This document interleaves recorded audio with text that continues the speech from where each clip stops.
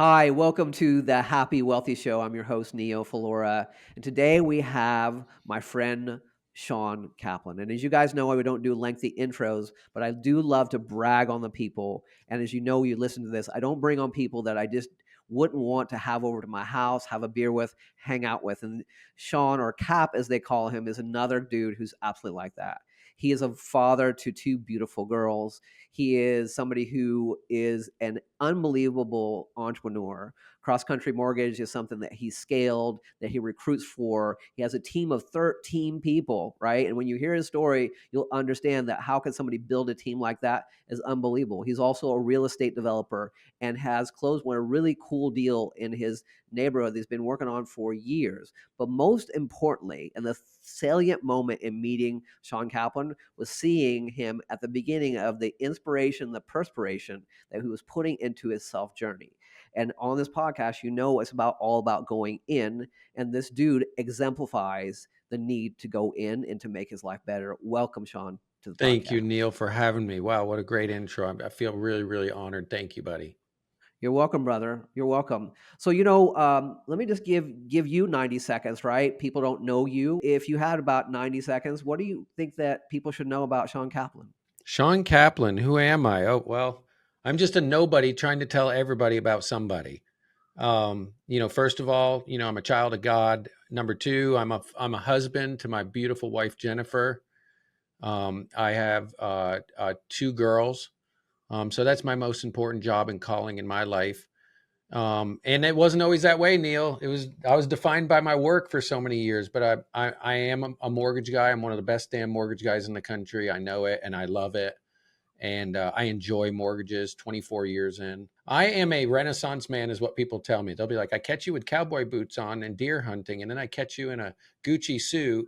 And then I'm like, you know what? I just love it all. I want everything that life has to offer. So that's a little bit about me in a nutshell. I love that, brother, and I very much vibe with that. Right? We're not meant to be put in a box. If we are children of God, Source, Universe, we're meant here to be limitless and to experience all the things that we have to here experience. And why can't you go to Burning Man and also be in the boardroom? Right? Right. You can do both, and I want to do both, and I have done both, and I think. I didn't even know that some of those things about you. I think that's why we have this attractiveness for each other, right? Because I'm this Indian dude that's got graying hair and earrings, right? And I'm practicing guitar, and I'm also building a spiritual brand and teaching people about neurology. But one of the things that I think is so interesting about you as a mortgage broker, right? Because let's just be honest, mortgages itself are not that sexy. No. But somehow you have learned to sex this up in a way because you have sort of embodied what Gary Vee says. Don't create, document, right? So Shawn Kaplan is really living an amazing life. If you watch, which I encourage you guys to follow him, but he's creating this content. You actually, I think one of the ways that you draw people in is you're showing people how to basically create a brand, and document your life in a way that pulls people into your universe.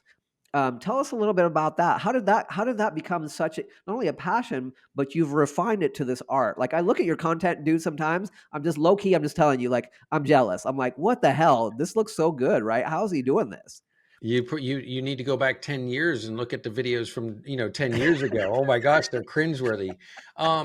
Neil, this is going to be a big answer, but it's the truth.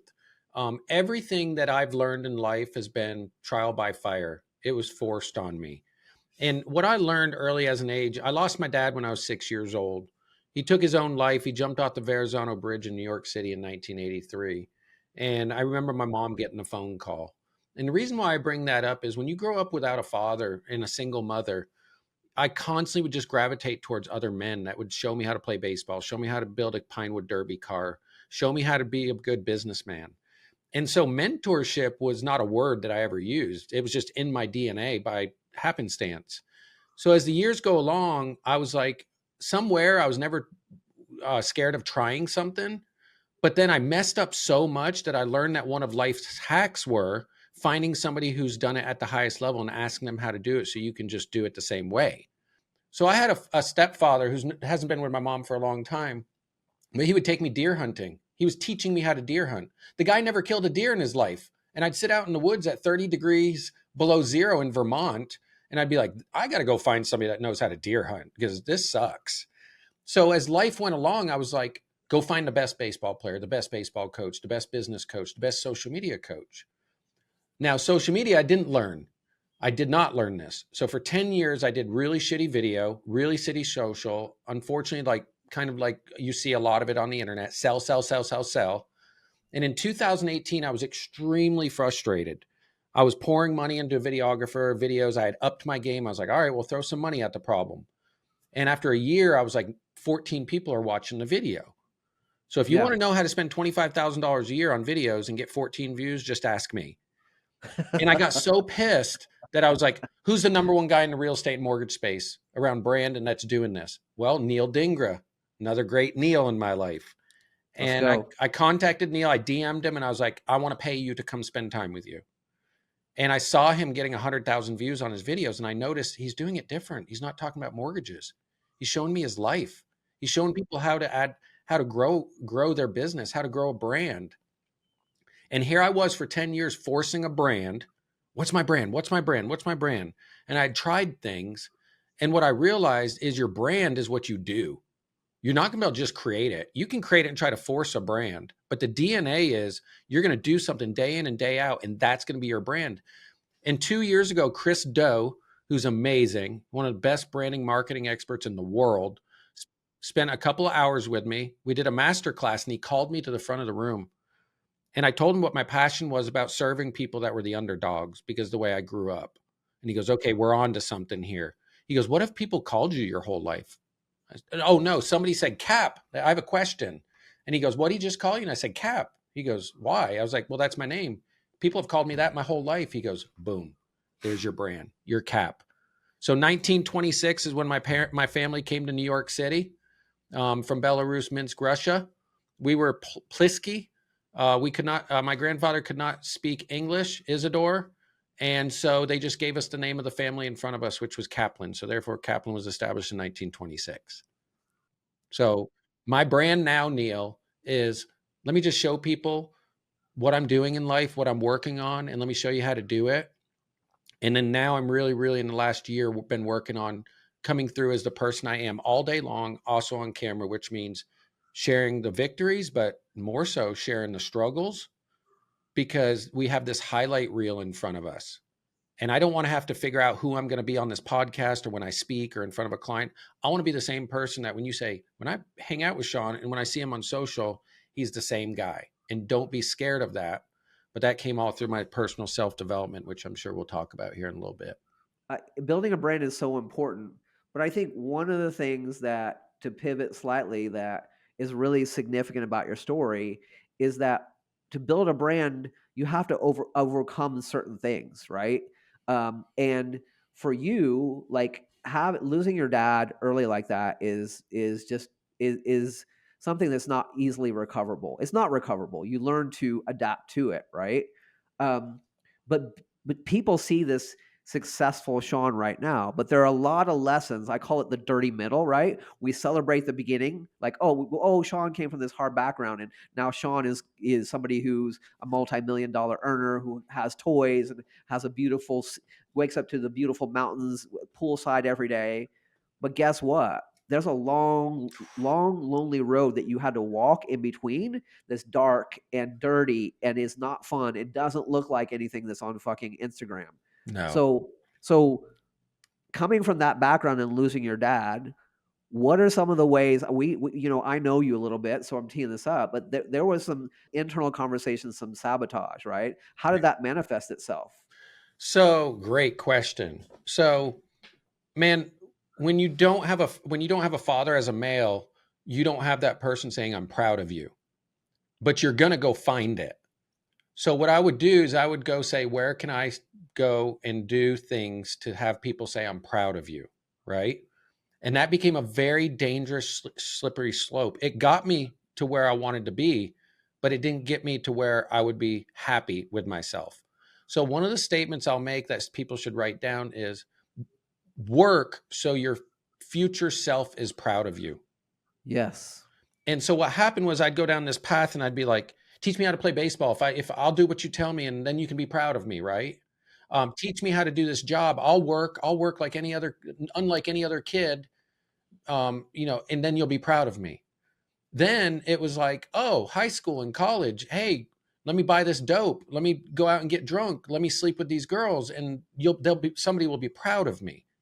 And then I was like, oh, you're really good at mortgages. Make tons of money. Well, then everybody will be proud of you. That was wrong. That was a recipe for disaster. And I got into these other things that I shouldn't have, that were validating me, when I realized what I was looking for in the validation, that was not what I should be doing. Right? And a lot of us who come from tough backgrounds, myself included, we do turn into people pleasers, right? And Yeah. one of the big ahas that was downloaded to me is that people pleasing is actually a fight response. We think about fight, flight, and fawn. It's a fight response because you're fighting for people's attention, right? Yes. And whenever we're in fight or flight, we're not operating in our highest capacity. The other thing that happens when we fight for people's response is that we discount ourselves in a way that we start accepting things that are unacceptable, Yes.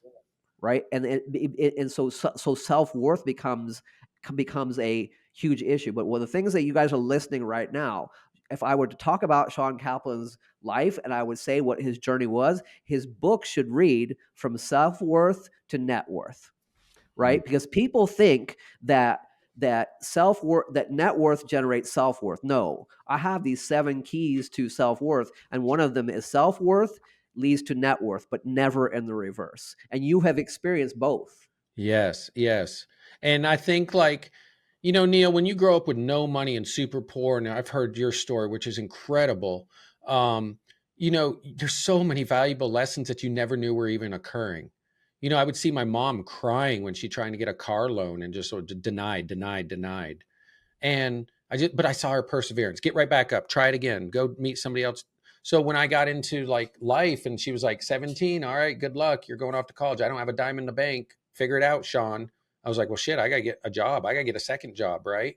I was broke. I had no money in the bank. I would go to McDonald's on 10-cent Monday hamburgers, and I'd go and buy 20 of them and put them in my fridge so I could just eat them all week. Ramen noodles. I mean, I figured out how to make the delicacy out of ramen noodles. But it's through that trial by fire. And another thing I would want people to take away from this is life is happening for you, not to you. If you can immediately hold that power and say, all right, this shit is gritty. This is bad. Like, what is going on? Well, this is happening for me. It's not happening to me. What is going on? Because I know there's something on the other side that's really good and glorious. And the problem is, most people don't want to go to that valley, Neil, to be able to experience and celebrate the peak. They just want to go straight to the peak.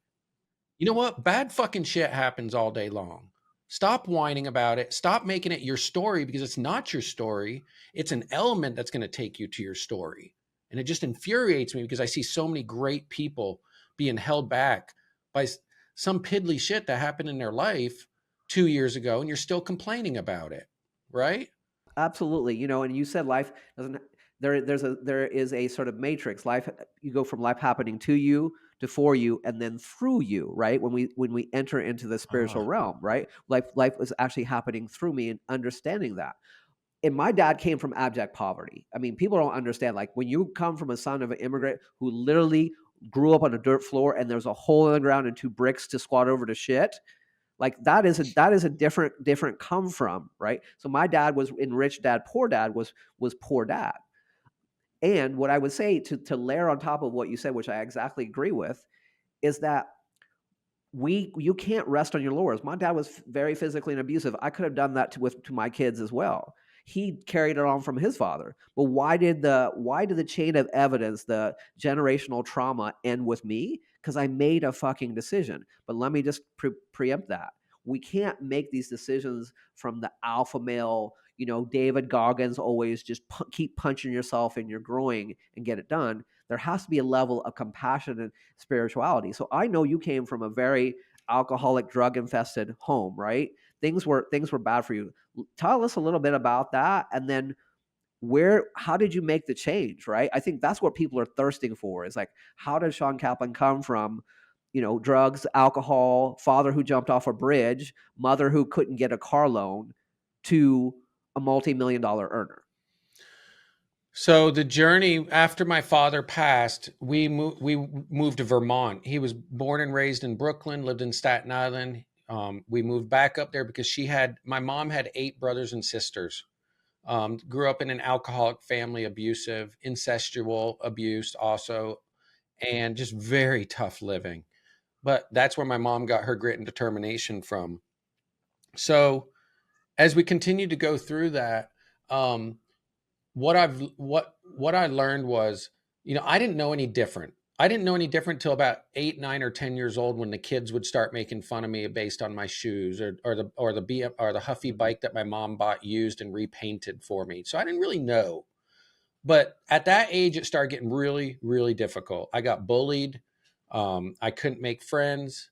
And then on top of it, she remarried and then moved me down to Tennessee.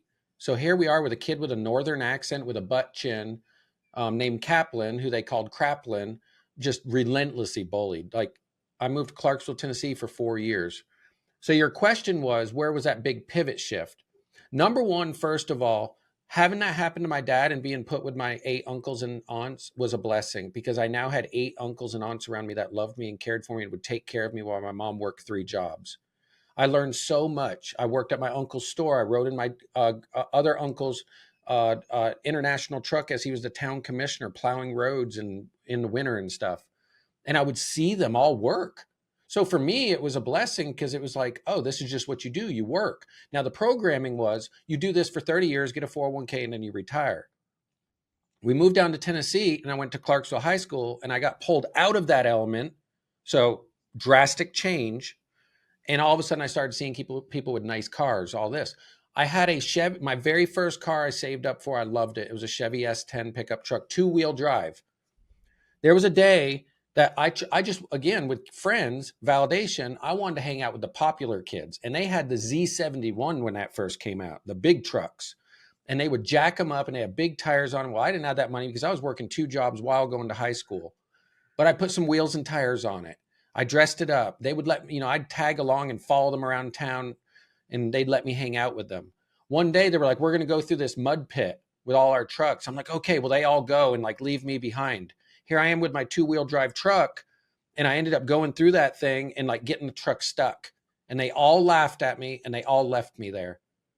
And I said, motherfuckers, I'm getting me one of those trucks one day. 10 years before that, when my mom was cleaning houses in Vermont, she went to a gentleman's house, very wealthy, owns a cereal company. I won't say who, but a national cereal company. And we were cleaning his house. It was one of his vacation homes, and he had a red Porsche in the garage. Well, we would go there week after week cleaning. And one day I said, I'm going to go out in that garage and I just want to look at the car. So I opened the door. I remember opening up the door, sitting in the tan leather seats and the smell of it. And I'm sitting there, and Neil, I'm probably about 7 or 8 years old. And all of a sudden I hear the garage door opening up. And I was like, oh my God, was it my mom? Nope, it wasn't my mom. And I look, and it's him coming. Pulling in the driveway, and I froze and I closed the door.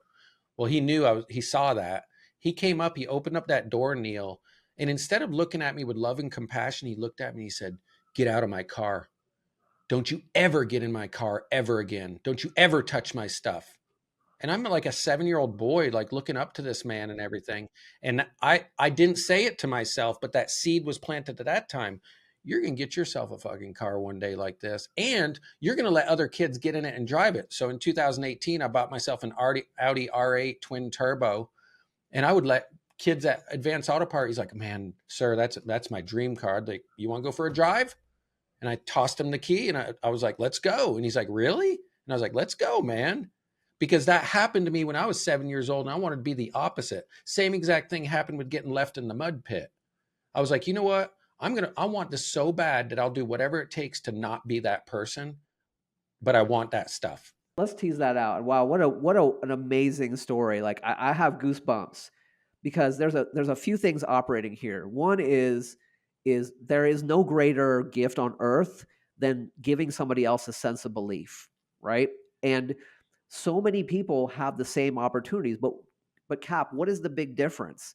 It's the fact that whether they can believe it or not, whether they see people in their purvey, in their sphere of influence, because a poor kid and a rich kid have the same opportunity, more or less, to go watch YouTube videos and think of an idea. But unless you have some belief, and so you weren't given belief, but you made it your destiny to give other people that belief, right? To open that up. But what I want to do is pan forward for a moment, right? And think about the fact of like when you bought that car. I know you had that really nice G wagon that you've had wrapped and that you were going to sell, right, to go do something else. That was factory paint, by the way. That wasn't wrapped. Okay, it was beautiful nonetheless, right? It's a beautiful Custom. car. I love it. I love it. And my point is that it's a funny sort of paradox. Is that I work with very wealthy clients that have it all but have nothing, right? They have success outside, but they have failure inside. And this is a story that we have to learn over and over. And what I tell those clients is it'll never be enough until you are, right? It'll never be enough until you are. So you came from this place where you were not enough, then you got something, and then talk to me about that moment about sitting in that car after having it. And also, I know you panning forward when you're like, this wasn't the thing. This didn't Yeah. do it for me, because I know you've experienced both. So to flow from that previous question into this one, about 10 years ago, 12 years ago, I had a mentor come into my life, um, mortgage coach, real estate coach, and he was very important to me. I would do anything he told me, and he was a lot like my mother. My mother was like, "Hey, I'll tell you once, the second time I'll slap you against the head," right? Right. Well, this coach, I won't say his name, was the same way, and he breathed into my life, and I owe so much to him, but it was unhealthy because I was trying to please him in unhealthy ways and I lost myself. I thought I needed the car. I thought I needed to make millions of dollars. I thought I needed to wear a suit and tie to work every day when I hated it. And in 2019, after I had that car for a while, Neil, I was driving down the road and it was a Sunday morning. And one of my favorite things to do would be fire up a joint, go take my car for a drive for 2 or 3 hours at 7 a.m. on a Sunday morning and just go get lost in the country. I love to drive. And I'm driving down this road, beautiful day.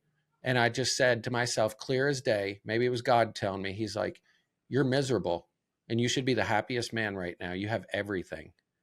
And I made a decision right there on the spot. I said, I'm going to, because I like drastic change. I said, I'm going to sell the car. I'm just going to sell it. It's my dream car. I'm going to sell it. It's not healthy. And I started on this journey of what else is not healthy in my life. And I realized that people pleasing this mentor who was verbally abusive to me, emotionally abusive to me, would tell me I'm a piece of shit when I didn't close 10 loans in a month. I had to Yeah. strip that out too. And that was very, very, very difficult. And I went through a very dark time. My addiction got worse. My relationship with my wife was almost at an end. And then we thought we would make it better. Let's build a multi-million-dollar farmhouse on 20 acres and we'll live in an RV for 6 months while we're building it with 2 dogs and 2 kids. That'll make it a lot better. And Neil, the rubber hit the road. We Yeah. moved in that new house. We made it. We almost divorced for the first time ever, but we made it. We moved in the house and I was still miserable. And then that's where we moved on to that next journey. The next part of that journey was I met a mutual friend that you and me know. Yeah. I knew I was an addict. I knew I had done it long enough that I was like, I just want it out of my life. It's not, I'm tired. I'm tired of having to be high all day just to numb the emotion and the pain of not being good enough. And then having a coach tell you you're not good enough. And then in my job every day, clients either say, I choose you or I don't choose you, really unhealthy. And that person said, man, I went through this therapy, and I went to this place in Arizona. And I was like, well, what's it called? And he's like, it's for, addicts, people pleasing, self love, finding your true self, like getting healthy. And I said, I'm going to do some research. And I got on the website, I filled out the form, and I did the intro call. But then about a month later, I had decided after putting a deposit down, I'm going to forfeit $5,000. It was 10,000 to go. I said, I'm just not even going to go. What am I going to tell my family? What am I going to tell my employees and my business partners?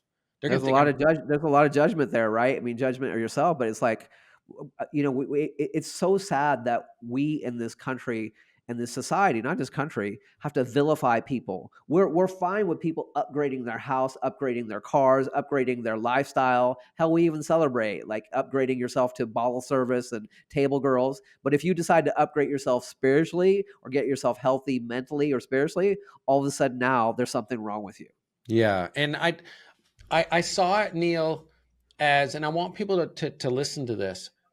I saw it as an opportunity to take everything that was behind me and make it better, or take everything behind me and make it worse. And I was like, well, one of two things can happen. I can keep doing this and it's not going to make it better, or I can make drastic change. And I didn't realize how unhealthy and how bad it was for me mentally, physically, like my relationships. I wasn't able to love people and tell them that I love them. That's not how I was raised. And so about a month later, I bumped into Nick, as we both know, and he told me about his journey. And that day, after hearing his journey and vulnerability, transparency in front of that whole room, I said, I'm going to do this and I'm going to be proud of myself. I'm going to do something other people are so scared shitless to do.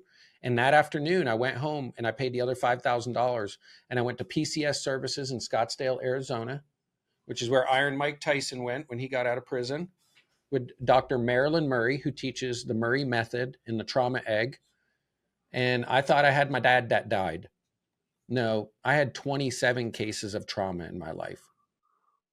And I want to pause there for a second because this is really important. And I was thinking about you when you mentioned that earlier. There's actually a study by the oh man, I'm going to get the name wrong. I can't think of it all of a sudden. It starts with a K. It'll come back to me. But it's called the ACE study, and it talks about 10 things that happen in your life that predispose you to a life of violence, depression, and in fact, they show a score of 4 or more actually sets you up for a life of chronic illness as well, right? Yeah, and it's called ACE. Look it up. And I would bet I'm a 5. I would bet you are probably a 6 or a 7 easily, right? On those things. But one of the things I just want to highlight from your story that I think is so powerful is, guys, man, if you're listening, you know how I run this podcast. How many fucking people do we have to understand that it's money and success is not evil? It's not that. But if you don't do the work, and how many wealthy people implode? We even had Tom Bilyeu sit kneecap to kneecap told me. Same experience with him, right? So wealthy people implode because life is a game of neuroscience. If you don't live from fulfillment, and he got a $400 million payout and still had all of his issues. But I think the thing that is really powerful about your story, and I'd love you to comment on before we talk about your time in the quote unquote rehab, is like what I heard from you and gave me chills was the repeating patterns of how unless we do the work, we it's rearranging the chairs on the Titanic, right? We're like, oh look, I got a car. Oh look, I got the success. And from the outside, the content looks different, but the context is the same, right? And it's like we still I attracted in the first person I got married young. She looked the part. She was everything. My friends were congratulating me. Guess what? She was very abusive, very narcissistic. Guess who was like that in my life? Did you find those patterns of repeating sort of the things that happened to you keep coming up even though you were getting more and more successful? Yeah, absolutely. I'll tell you, here's one of them that I found out. Um, my repeating patterns where I would notice that I'd have great people walk into my life that wanted to love me, but they needed me to also reciprocate it. People want to be loved. They want to know they're important. I was incapable of doing that. So the repeating patterns is I'd see people come in my life and then they leave, right? Yeah, And that was the biggest fear. If you love me enough, you won't leave me. Like if my dad loved me enough, he wouldn't have jumped off the bridge, right? So right. that repeating pattern became in my DNA. And when I was in my teens and women and other things, I would see it continue to pop up. But mainly around the fact that not only was I not able to love other people, Neil, but I didn't know how to love myself. And that's been There the it is. biggest light bulb that's gone off in the last 2 years, because I was told that loving yourself is selfish, narcissistic. You give, give, give. And then, I'm a Christian. So the church is terrible about saying give, give, give, give, empty your pockets for everybody else first. And that's not right. It doesn't work. You can't do that. It is a recipe for destruction. So I didn't, Charity starts at home. That's the biggest lesson we have to learn. Charity starts at home. yeah. And deep down, I will tell you, I don't know if I want to use the word hate, but I disliked myself pretty severely. I mean, I would wake up in the morning and I still do this and I catch my patterns where it's like I'm criticizing things in my life. What didn't you do well? What do you need to do different? And that's why I would wear the suit on Monday. And on Friday I'd wear the cowboy boots and go meet with the builders. And then eventually I'd look up and I was like, I don't know who the fuck I am. I don't even know who I am because I'm put everybody else in circle one. And that's what Dr. Marilyn Murray taught me was, you have to be in circle one. And I was putting everybody else in circle one first. Yeah. Yeah, and I think that's the other thing that I really want to address here is like for me, we say a lot of rhetoric in our society. Just do it. Just go for it. Playing small is canceled. All those things, but we don't give people the definable and digestible steps. And what I want you to hear in this man's story is that by all accounts, if you were to put his balance sheet out there, you look at the people, you look at the people. I know the people relationships he has now. These people feel very passionate about Shawn, about Cap, about what he does. He puts on these events and he brings people in, and there's deep spiritual and transformational messages. He brings crowds together in Nashville. But then the same event, these things don't go away. My clients say this all the time. I'm in a 17-year bad marriage and now I feel better. It's like, I'm glad you feel better, but let's not make the mistake is that we wake up with these things every day. We need to develop a new relationship with our fear, anxiety, our self-worth issues so that we can keep going. And I think that's what your story typifies is that this shit doesn't go away, but you can have a different relationship with it. Absolutely, absolutely. Again, it's happening for you, not to you. And I know that this is in my DNA, and I need to embrace it and love it. And at the same time, I'm going to understand that not everyone's going to be attracted to that. But when I find that grounding, where I'm at, then everything else I can work off. Like you said something a second ago, like all the buzzwords and things like that. This is a big problem in our society, especially with anybody able to shoot a video and get on social media now. I'm actually I gravitate towards people that are very like that. Like I love Wes Watson. I love people that, speak loud and harsh on stage. But now I can recognize it. Here's what I do now. I look at a guy that spent 10 years in prison, who's amazing, by the way. Wes is awesome in what he's built. But I can see that he also just has wounds as a child that have not been addressed. My former coach, who said, I'll never be as successful without him, after leaving him. Like it broke my heart.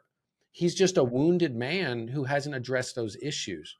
And Yes. what I'm doing every day is I'm finding more and more ways to love that inner child of me, that younger self, the way that I needed it. And through that, I find myself loving other people like that.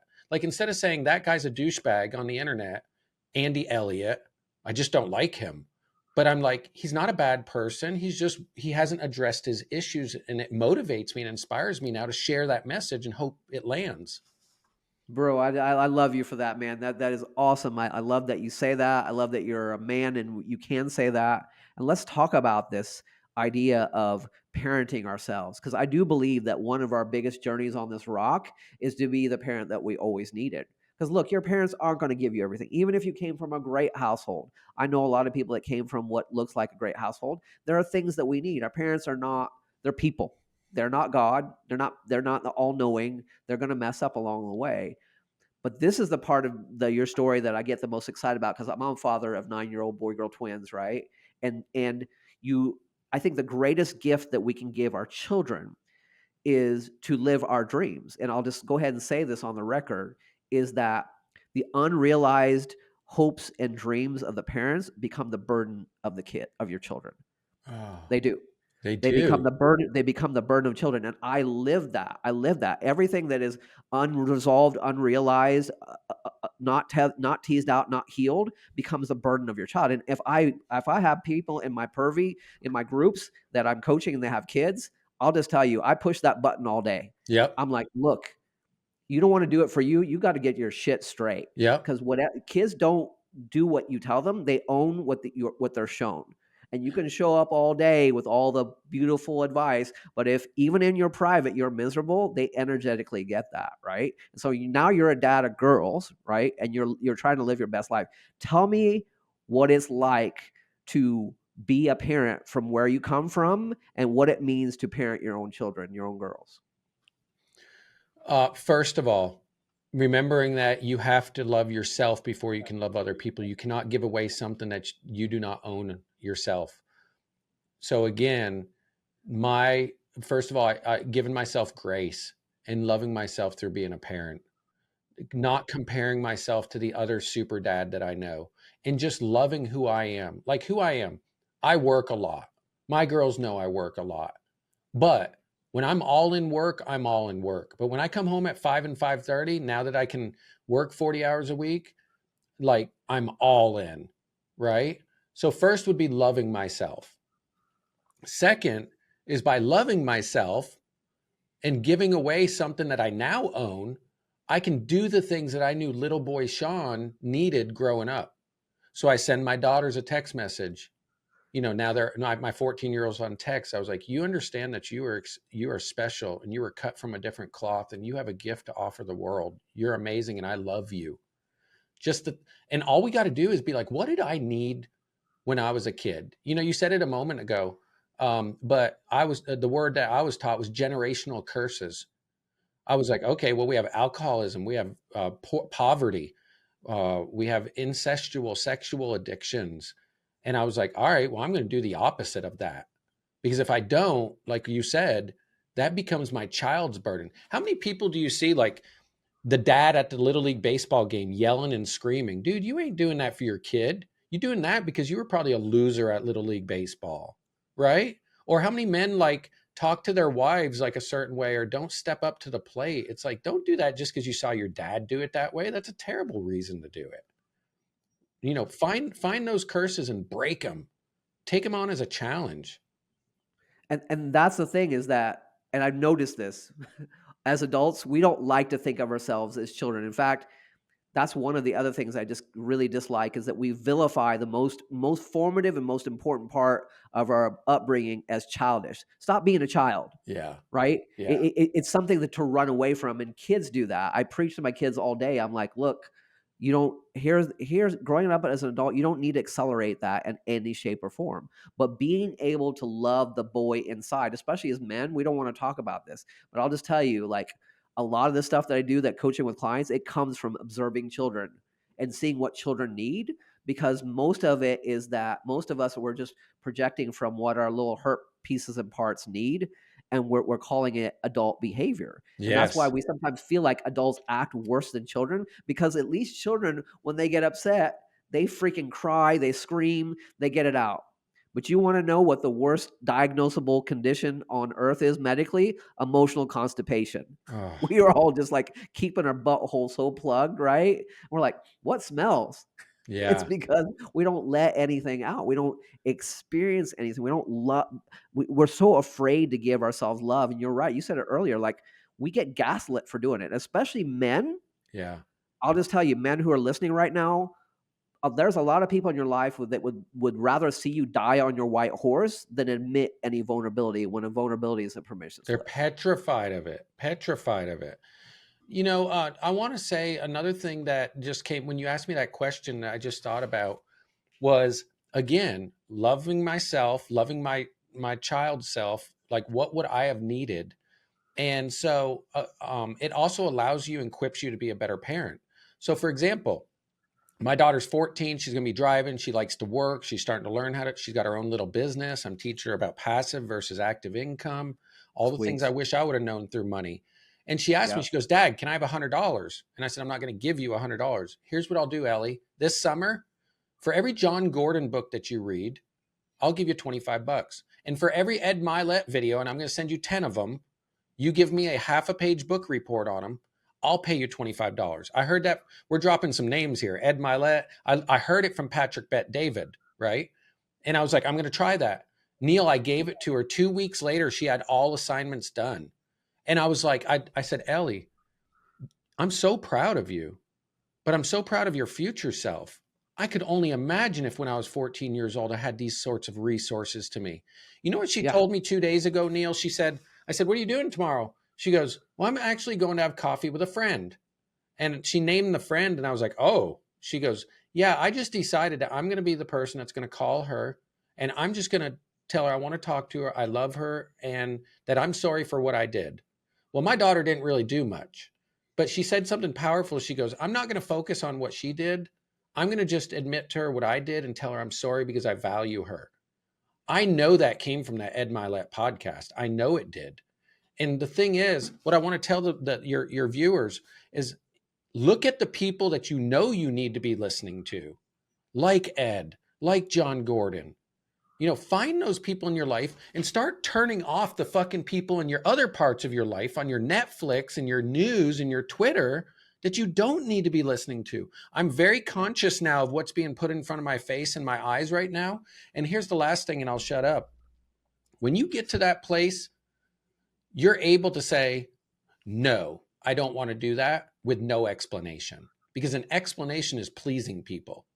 I just don't want to do that. Right. And what most of us do, at least me, is we don't learn how to do that until we get healthy. And then it bottles up and bottles up and bottles up. And for me, it would come out in being verbally abusive. I mean, I would just explode because I didn't know how to tell someone my feelings are hurt or I didn't like that you did this. And I would just bottle it because I was a people pleaser. And that's terrible. It's awful. That's most adults. Most adults, where you see people acting in traffic, whatever else, they're an asshole. And you talked about that sense of compassion, right?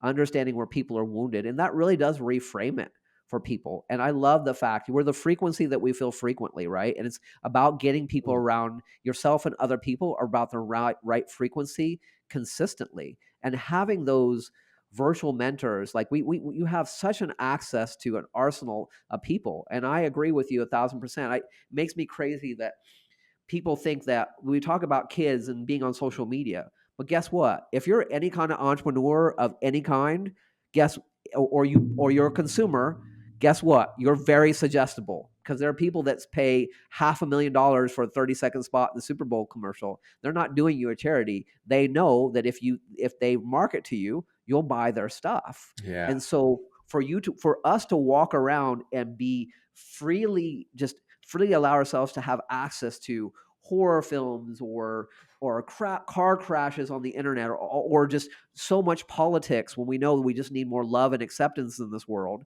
You're creating a different version of you unintentionally, subconsciously, like. And what I find is that people are like frogs in that are being boiled slowly, and these unconscious slow changes are happening, and they come to me like, Neil, everything is stressed out, and I just and this person is combative, and everybody I deal with. And guess what? Taylor Swift is right.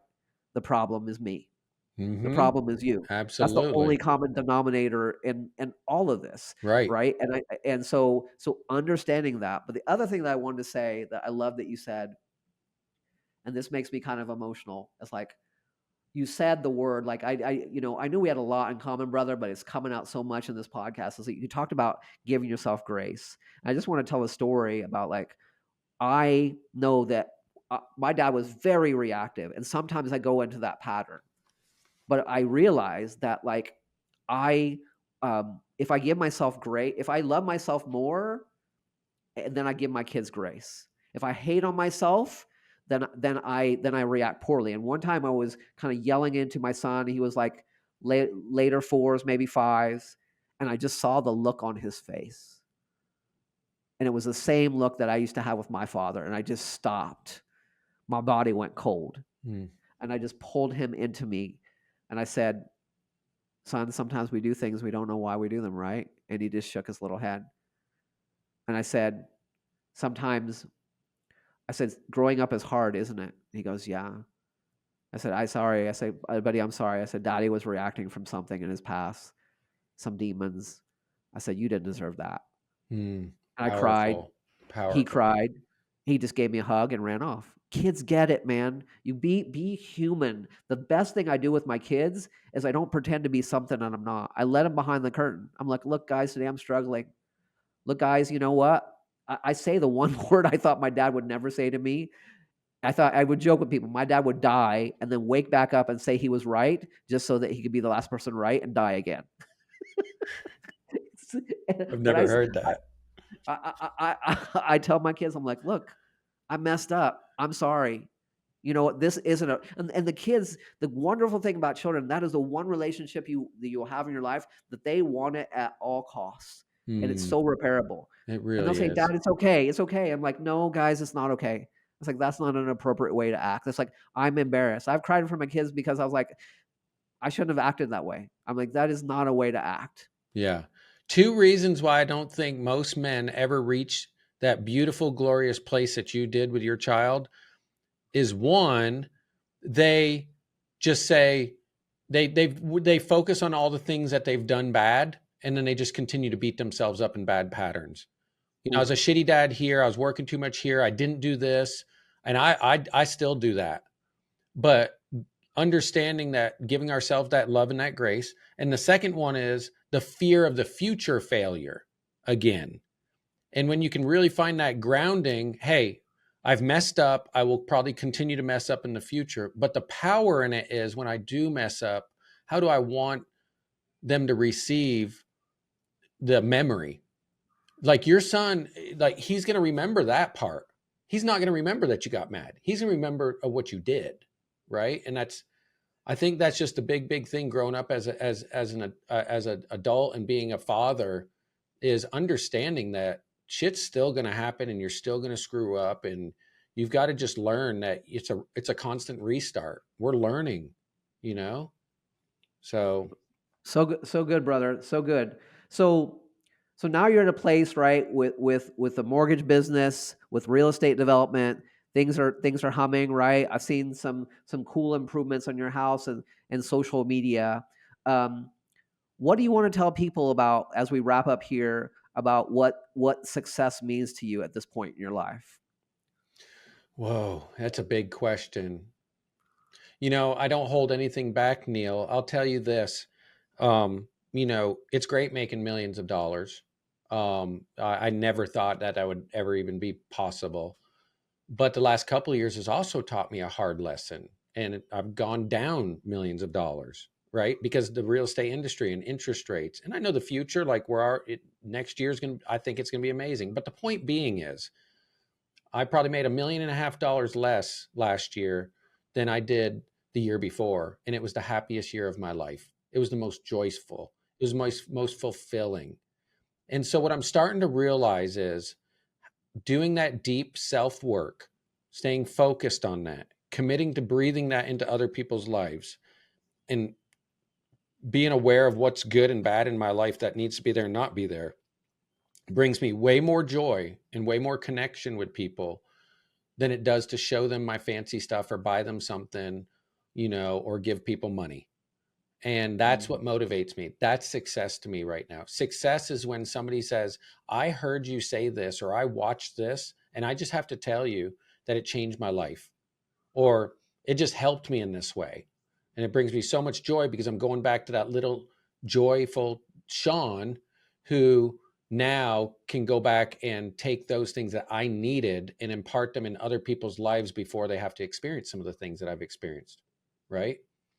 So, you know, when I was growing up, I remember my dad bought me a few things and I still remember them vividly. One of them was a New York Yankees baseball cap. Right. Yeah. So now I wear a lot. I wore my cap hat for you, but I wear my Yankees hat a lot. I wore hats because I could hide under them. Now I wear hats because I'm proud of it and I have a story to tell people around it. Right. So let your hat be all that shit that happened in your life and learn to just wear it proudly. Wow, and what an amazing note to end on, brother. I love you. I love your story.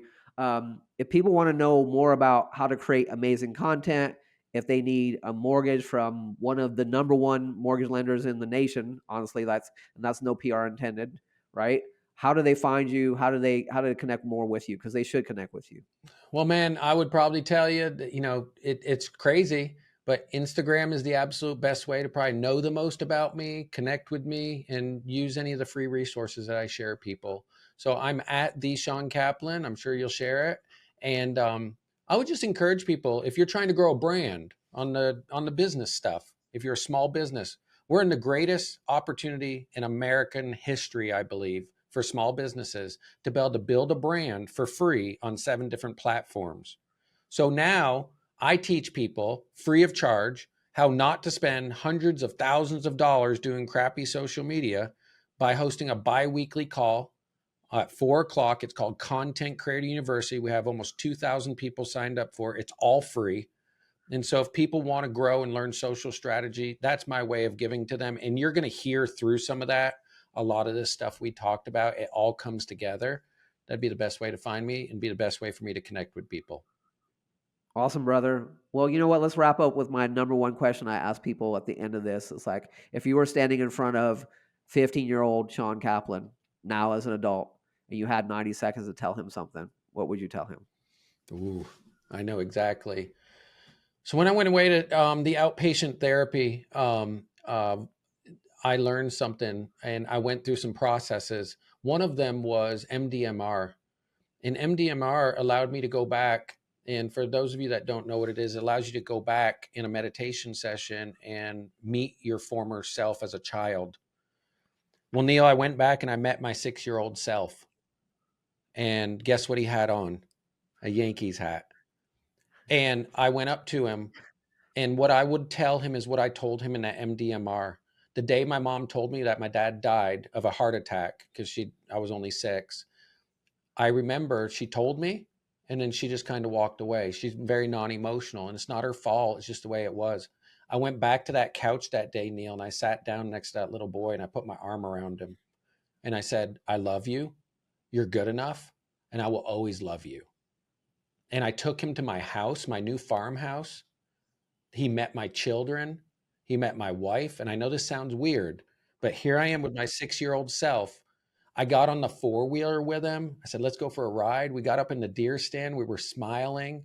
And I just kept telling him over and over, I was like, you are special and I love you.